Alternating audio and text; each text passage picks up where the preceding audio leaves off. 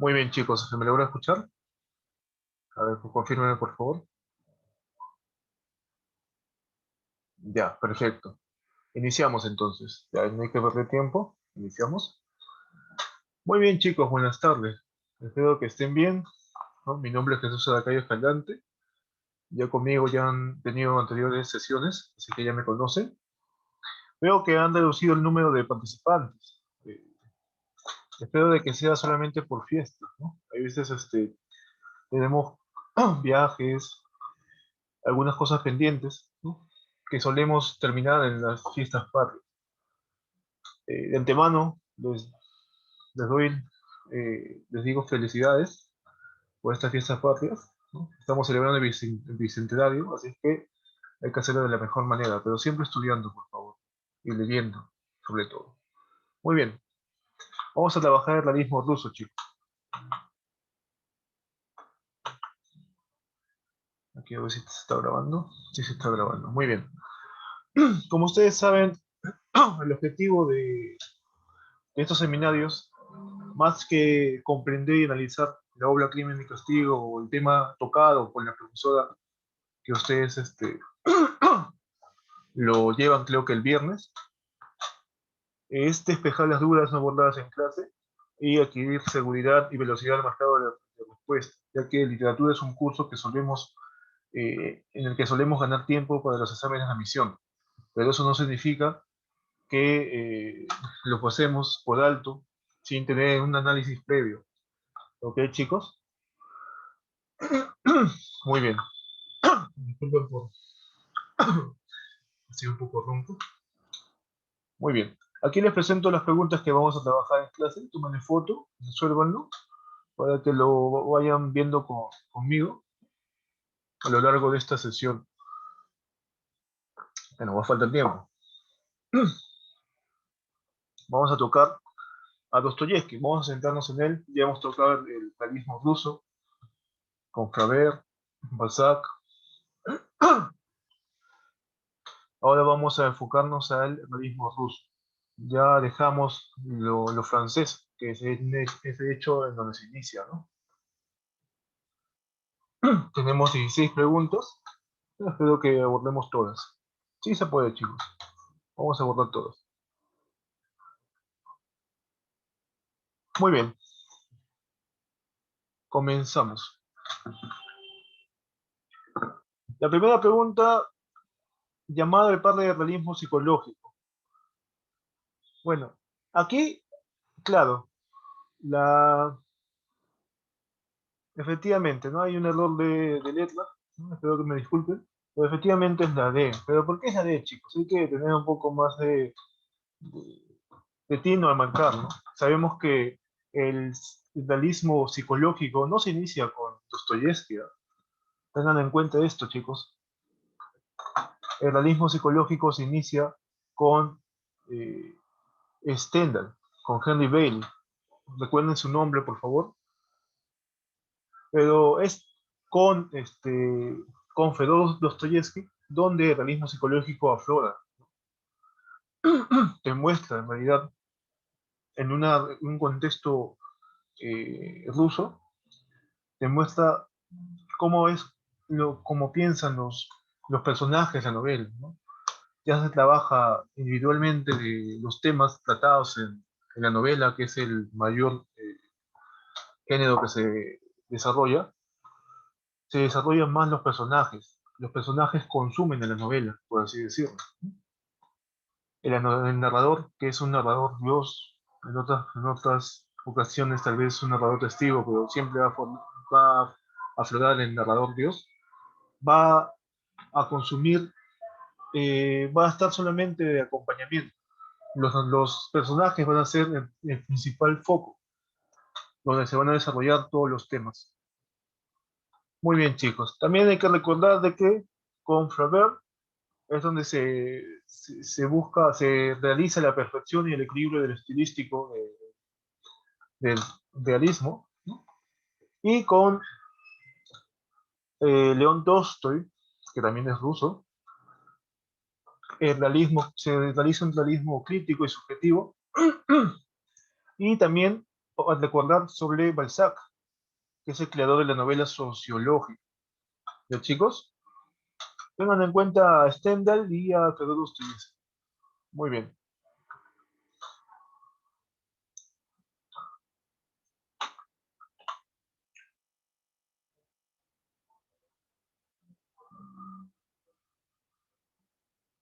Muy bien, chicos. A ver. Mario Vargas Llosa dedica una de sus obras de análisis a la novela Madame Bovary de Flaubert. Este ensayo lleva por título. Esto tal vez es una pregunta un poco complicada, así que no nos enfocamos netamente eh, en Crimen y Castigo, que es la novela en la que vamos a analizar, en la que se ha analizado.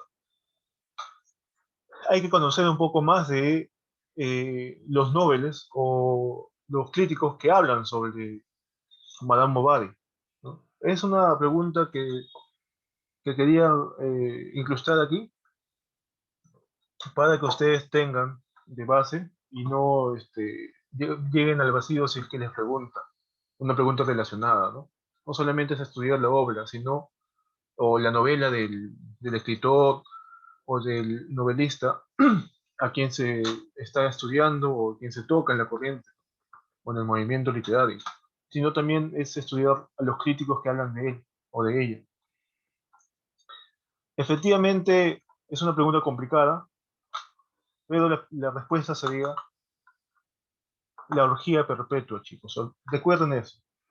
Mario Vargas Llosa, que ganó el premio Nobel en el 2010, recuerden, el primer premio Nobel peruano que actualmente parece más español, ¿no? Pero eso ya se verá cuando los críticos hablen.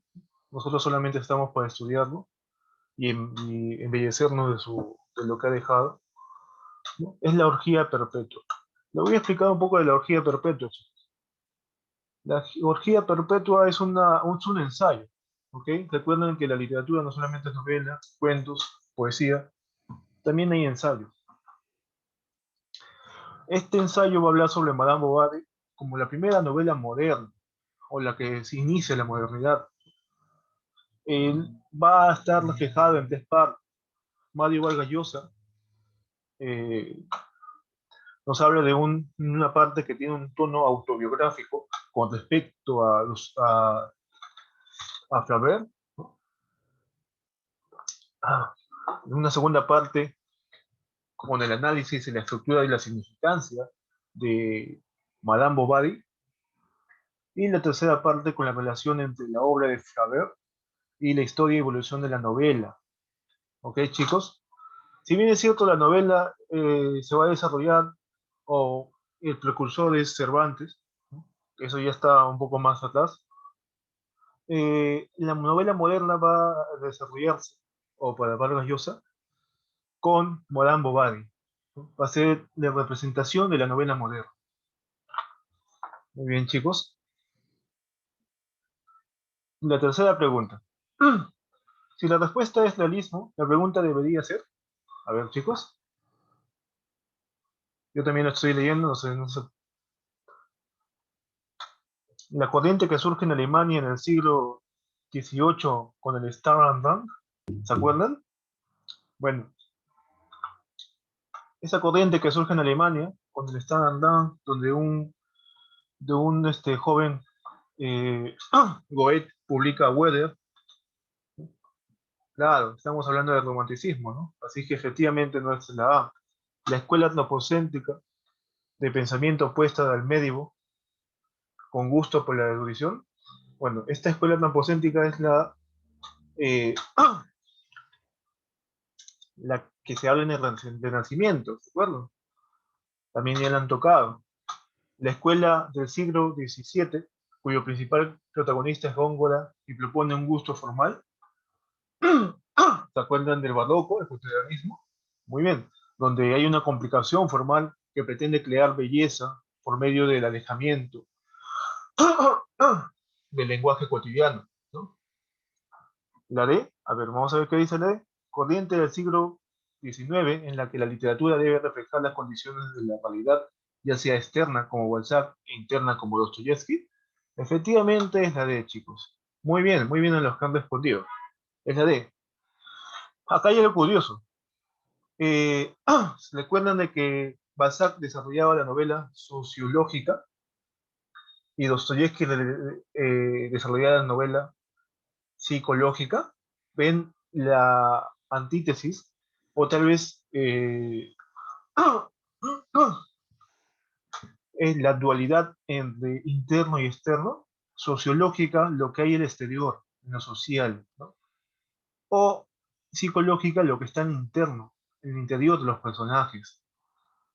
Esto también lo podemos reflejar si ustedes tienen la oportunidad de conocer, leer la obra de Miguel Gutiérrez Correa, escritor peruano, novelista, que tiene un ensayo sobre, sobre el descubrimiento de la novela, se llama Celebración de la novela, donde habla sobre como Dostoyevsky, como iniciador en él, de su mundo interno, los mundos internos, los mundos recónditos del que nadie habla, ¿no? Y ha sido alegría como el papel de Balzac, ¿no? En los mundos externos. Es un poco más inmiscuido en la literatura, pero es benefactor este saberlo, ¿no? Y la última opción, que es la E, ya sabemos que es la D, pero tenemos que analizar todas para que ustedes tengan un conocimiento amplio, no solamente ver la respuesta y marcarlas, tenemos que estar seguros completamente para marcar una respuesta.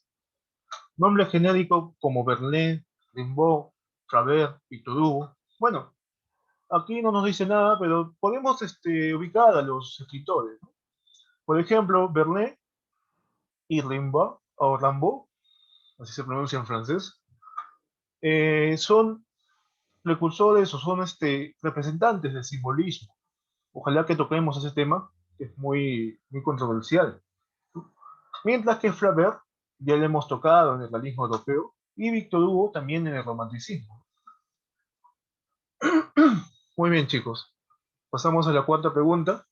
Las oídas están respondiendo de maravilla, lo cual me parece muy bien.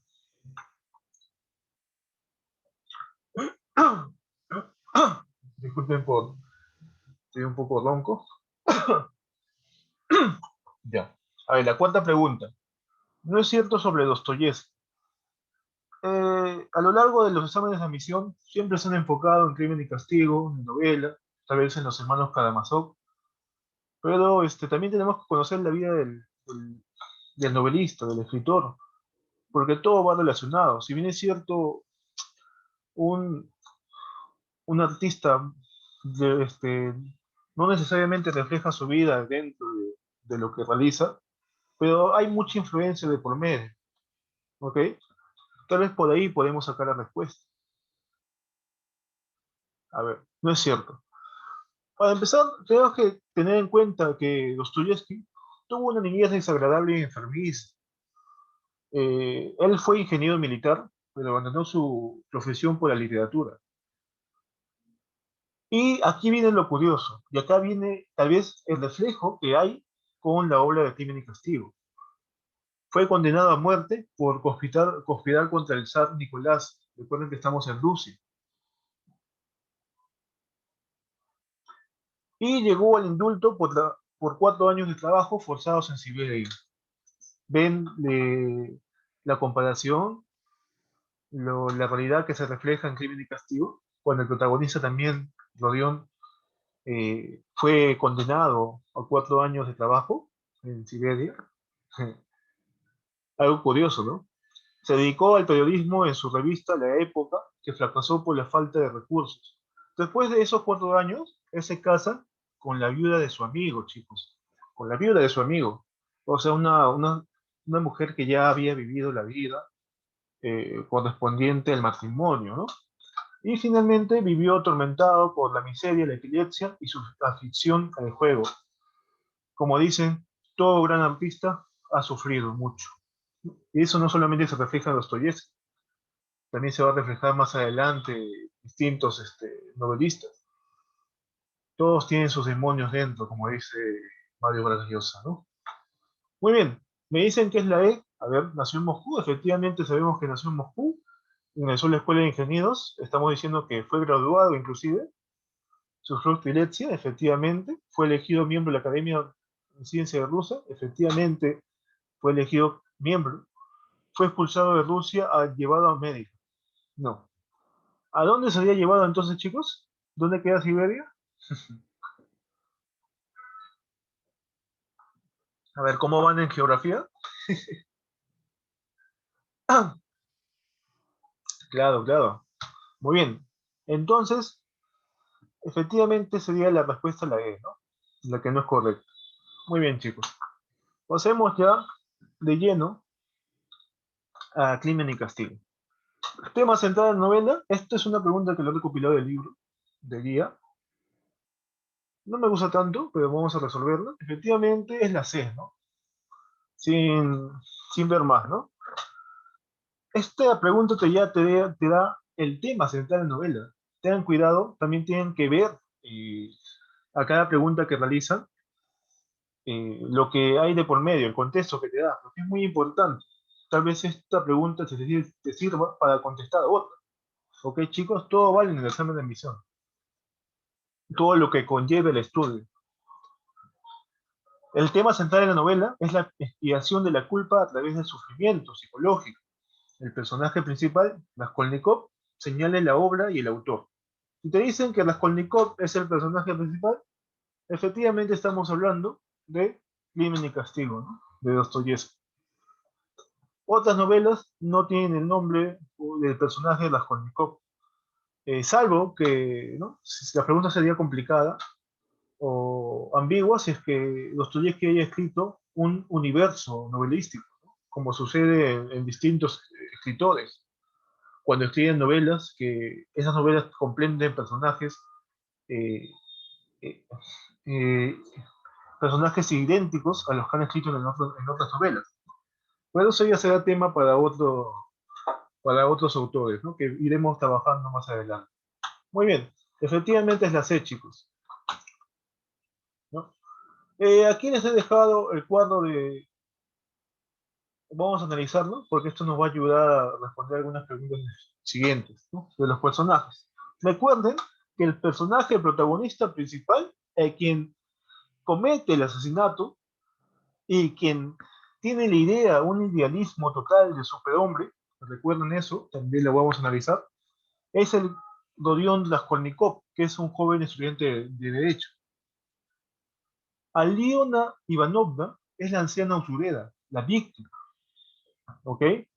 Sonia, a quien Dostoyevsky la ve como una alma pura, siendo una prostituta, es la joven que se prostituye para ayudar a su madrastra, con la cual Rodion tiene una relación más tarde. Marmeladov, padre de Sonia, es un ex funcionario que vive perdido en la Bohemia. Chicos, Pulquería Raskolnikovna es la madre de Rodion. Catalina es la madrastra de Sonia. Y así podemos pasarnos toda la tarde explicando cada uno de los detalles de los personajes. Aquí les dejo de todas maneras para que ustedes lo analicen, ¿no? Recuerden que hay personajes importantes, ¿no? Como Rodion, las dos, Aliomna Ivanovna, su hermana, que es Isabel Ivanovna, el inspector, Porfiry Petrovich, y su compañero de estudio, ¿no? Razumikin y también Sonia. Recuerden a Sonia. Muy bien, chicos. Efectivamente es la C. A ver, pasemos a la siguiente pregunta.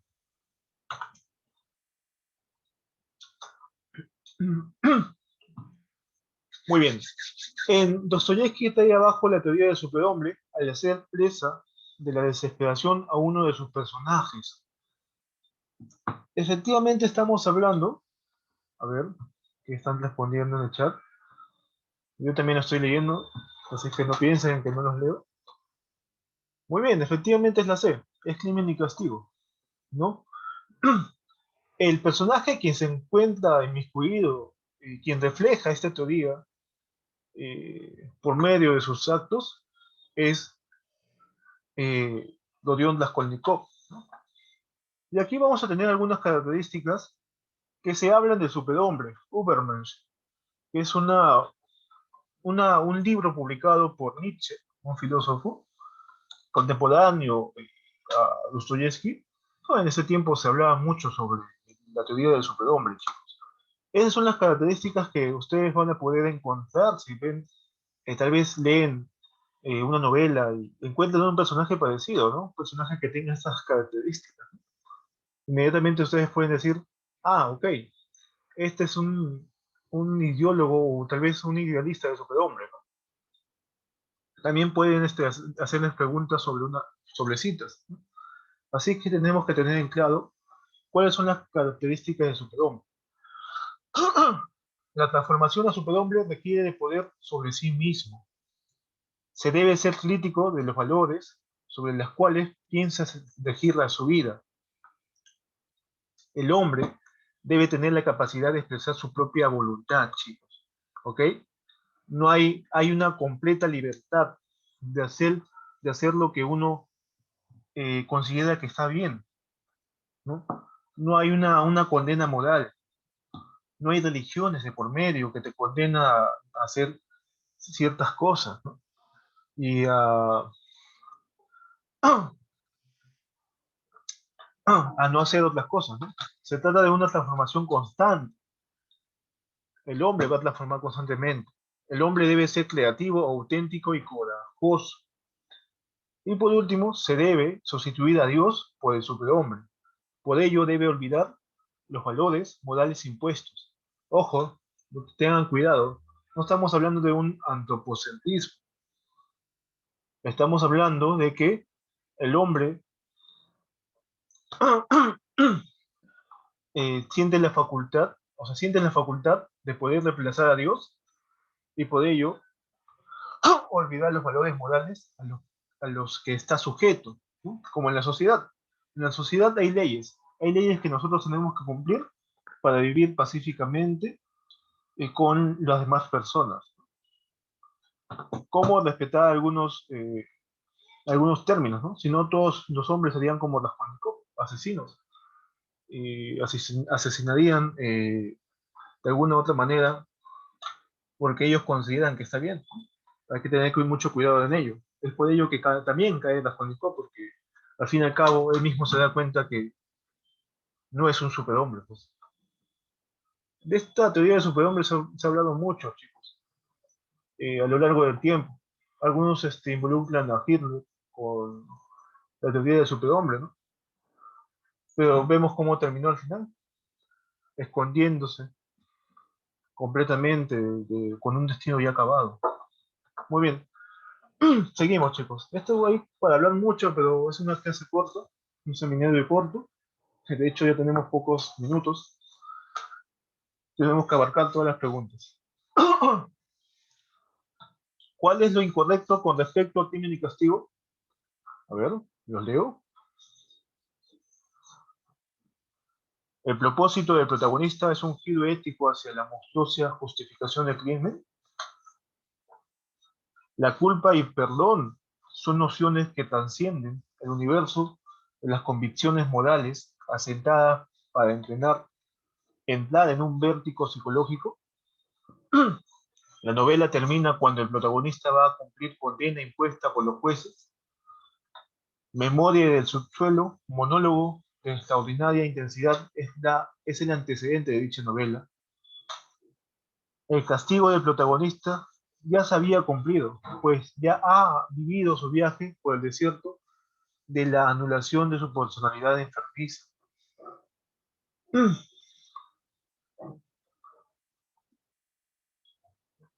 A ver, ¿están diciendo la C por ahí? La novela termina cuando el protagonista va a cumplir condena impuesta por los jueces. Efectivamente, es la C, ¿no? Porque la novela termina eh, con los trabajos, ¿no? De Rodión.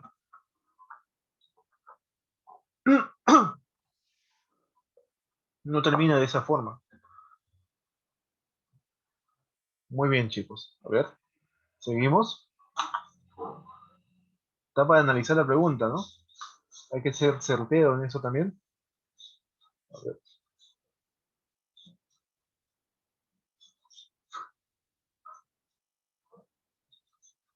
Efectivamente, ¿no? Muy bien. A ver. La pregunta número 8. En Crimen y Castigo, personaje que convence a Raskolnikov de confesar su crimen y entregarse a la justicia es, ¿se acuerdan? Muy bien, chicos, muy bien. Sonia, ¿no?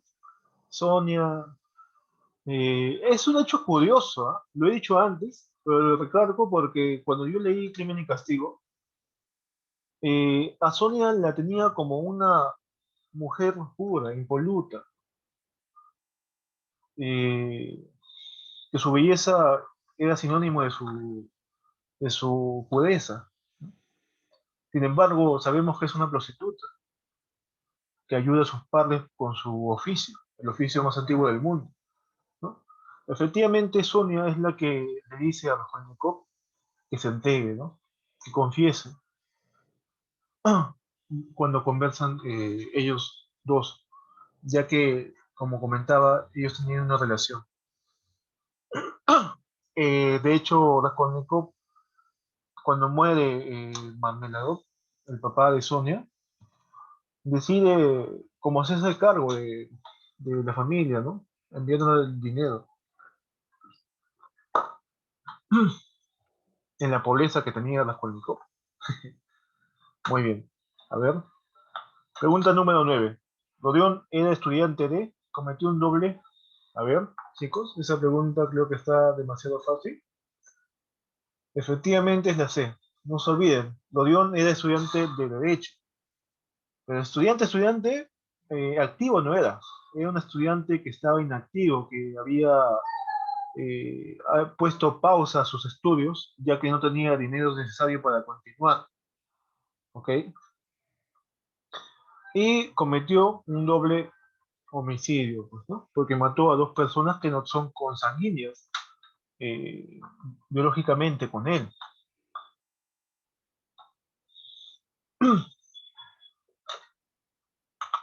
De hecho, cuando Dorión asesina a las dos personas, el motivo, y esto recuerden bien, si se les preguntan, no lo he puesto aquí, pero lo voy a comentar.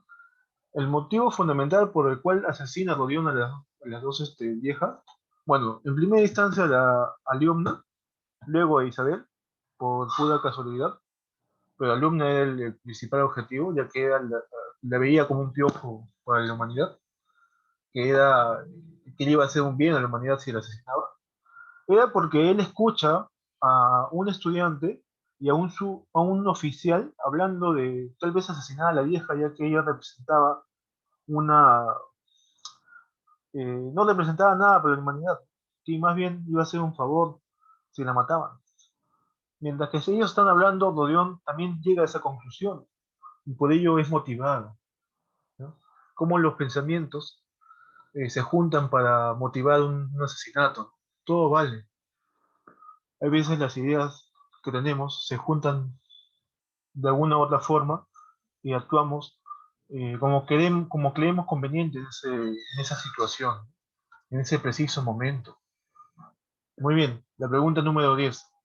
Una de las ideas principales de Dostoyevsky en Crimen y Castigo es, a ver, me dicen la E por ahí. Ya, vamos a analizarla con cuidado. La purificación de la culpa a través del sufrimiento. El homicidio como método para salir de la pobreza. Efectivamente, esa no es. La usura del pueblo tampoco. El aislamiento de Rodión. Eh, es un tema secundario, ¿no? El tema secundario es el aislamiento de Rodión porque hay mucho que hablar sobre el aislamiento de Rodión, ¿no? Inclusive podemos relacionarlo con ese aislamiento que tenía Kafka, ¿no? Que más adelante tal vez lo toquemos. Es un tema muy, muy complejo, pero efectivamente es la E, ¿no? El tormento criminal el tormento psicológico de un criminal. A ver, me dicen nada por aquí. La purificación de la culpa a través del sufrimiento. Más que purificación, porque Dorión no va a purificar su alma con, eh, con el sufrimiento que tiene, con contarlo. Es un tormento que hay constante en la novela. Tal vez él se purifica de alguna u otra forma cuando se entrega, pero ya es un momento muy acabado. Pero a lo largo de toda la novela se habla sobre ese tormento que tiene Rodión, Raskolnikov, un tormento constante. Es la E, chicos, la E. A ver, seguimos. Tenemos 9 minutos. Hay que avanzar. La concepción del mundo de Raskolnikov. A ver, dos clases de seres humanos, los líderes y el pueblo, necesidad de eutanasia, la moral religiosa como una única guía, tener ciega fe en el destino como única probabilidad, el eje central de la unidad familiar. Esta pregunta está un poco clara, ¿no? Podríamos redundar en dos clases de seres humanos, ¿no? Los líderes del pueblo y la necesidad de eutanasia. Sin embargo, eutanasia no se da, ¿no? A ver, me dicen la moral religiosa como única guía. Efectivamente no es porque Raskolnikov tiene un pensamiento inicial. El pensamiento con el cual inicia es que en el mundo hay dos clases de personas.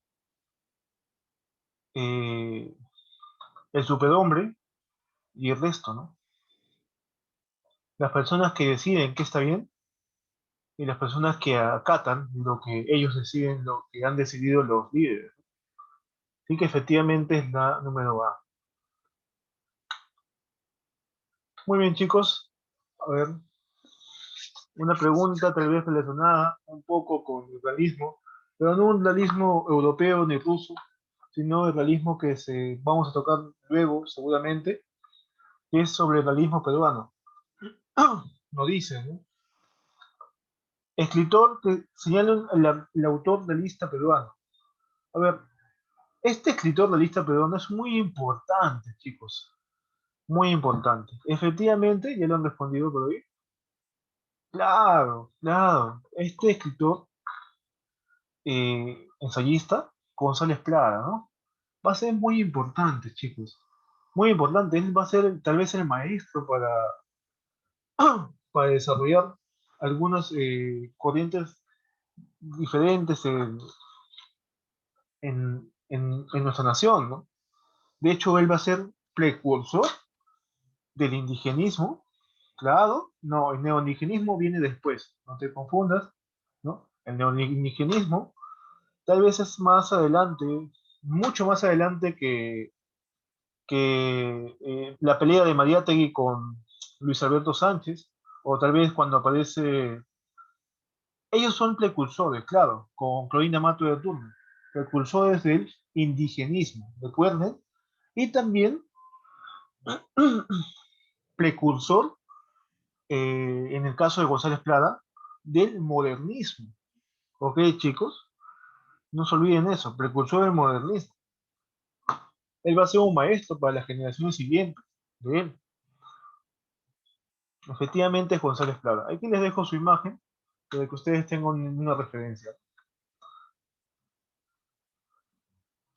Muy bien, seguimos. Nos quedan pocos minutos, así que hay que ser con tiempo. Agachándose, agachándose y contemplándola otra vez de cerca, pudo convencerse de que tenía el cráneo partido y hasta un poco ladeado de sangre, entre tanto había formado ya en el suelo un charco. El fragmento anterior describe un asesinato, relatado en la novela Crimen y Castigo. Señalen los personajes que son protagonistas del hecho de sangre. Bueno, eso está más claro, ya hemos visto los personajes, sí que efectivamente es la C, ¿no? Aliona Raskolnikov, ¿no? Aliona Ivanovna y el protagonista Raskolnikov. Eh, Recuerden también que Raskolnikov mata a la hermana de Aliovna, ¿no? Isabel. Pero el hecho más impactante es el primer asesinato, chicos.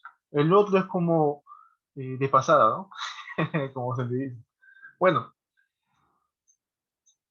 pasemos a la siguiente pregunta. Nos queda corto tiempo. Con respecto al realismo psicológico dostoyevskiano, es correcto, a ver, la conciencia del pecado y el sentimiento de culpabilidad atormentan siempre a sus seres de ficción.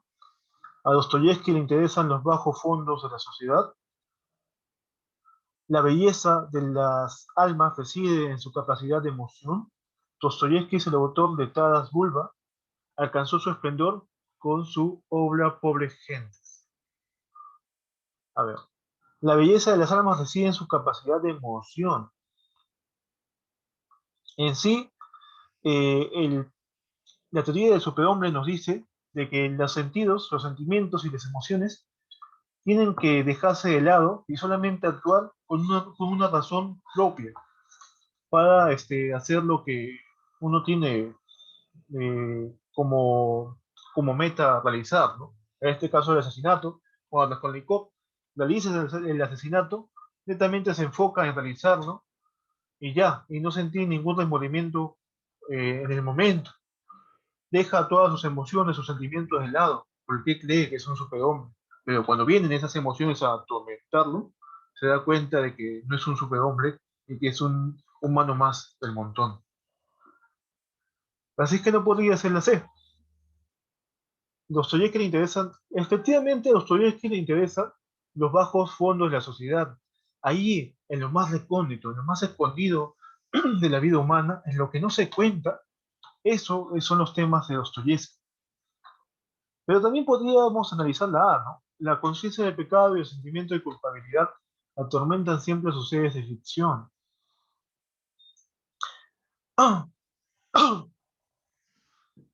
Efectivamente, si nos centramos en el realismo psicológico dostoyevskiano, es claro, y aquí les voy a dejar algunas características para que ustedes tengan en cuenta.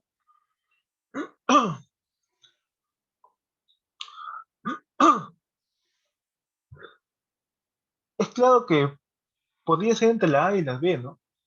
Pero dejémonos en un término intermedio. Desarrollemos que efectivamente puede ser es la B, ¿no? A ver qué han dicho en el chat. Efectivamente es la B. Muy bien, chicos. A ver, las dos últimas preguntas, eso lo voy a dejar en el material en el Classroom, no se preocupen. Vamos a revisarlo. A ver. Yo necesitaba saber entonces y saberlo cuanto antes. Si yo era también un piojo, como todos, o un hombre. ¿Estaba facultado para transgredir la ley o no lo estaba? ¿Me atrevería a traspasar los límites y aprender o no? ¿Era yo una criatura que tiembla o tenía derecho? El fragmento citado de Crimen y Castigo, en el que Raskolnikov se confiesa a Sonia y en su confesión desvela un aspecto característico de su personalidad, que es, a ver, creo que muchos ya encontraron la respuesta, la creencia de su superioridad sobre la ley moral, ¿ya? Otra vez, el conflicto interno de carácter psicológico y religioso, la falta de conciencia de culpabilidad y la justicia, la preocupación por el bienestar de la familia, la profunda solidaridad con el sufrimiento humano. Efectivamente, chicos, es la A, ¿no? Muy bien, muy bien. Es la A, es la A. Efectivamente es la A. Está dudando de su, de su credibilidad sobre la teoría de superhombre. Vayamos por la última pregunta, ya se nos fue el tiempo. Ah, es ajeno al realismo. Ya, terminemos con esto. Esto ya lo hemos visto anteriormente con el tema pasado, pero ahí es momento de recordar los temas ya realizados.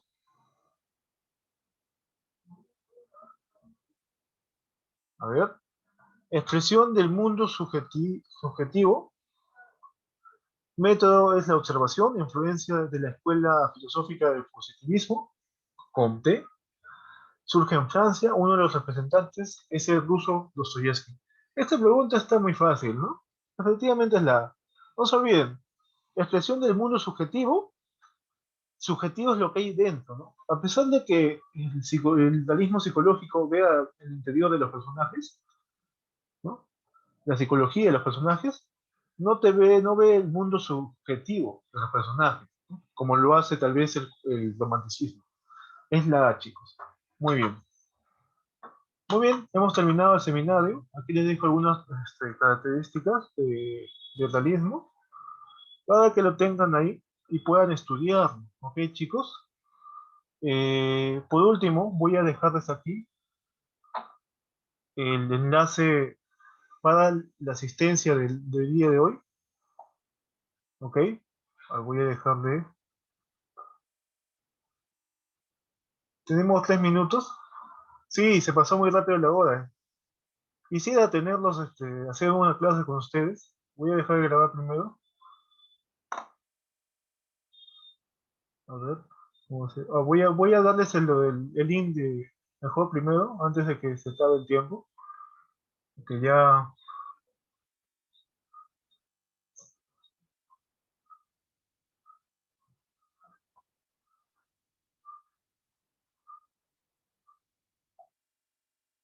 A ver, chicos, por favor, registren su asistencia para poder terminar, ¿no? Nos faltan 3 minutos, así que por favor, que sea un poco rápido porque eh, tal vez se cierre el Meet, el Zoom, ¿no? A ver, ¿cómo se pausa esta grabación? Acá está.